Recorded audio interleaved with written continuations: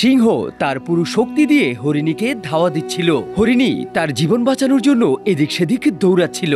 দৌড়াতে দৌড়াতে শেষমেশ এক দরবেশের কাছে যায়, বলে, আমাকে আপনি বাঁচান। দরবেশ পাশে থাকা আঙ্গুর গাছকে দেখিয়ে বলল, এর পিছনে গিয়ে লুকিয়ে থাকো। হরিণী দ্রুত গাছের পিছনে গিয়ে লুকায়। কিছুক্ষণ পর সিংহ দরবেশের কাছে আসে, এদিক সেদিক নজর ফিরায়। সে দরবেশকে জিজ্ঞাসা করলো, আপনি কি কোনো হরিণীকে এখান দিয়ে যেতে দেখেছেন? দরবেশ হেসে বললেন, হ্যাঁ, একটু আগে এখান দিয়ে একটা হরিণী গিয়েছে। সিংহ হরিণীকে তালাশ করতে করতে সামনের দিকে ছুটে গেল।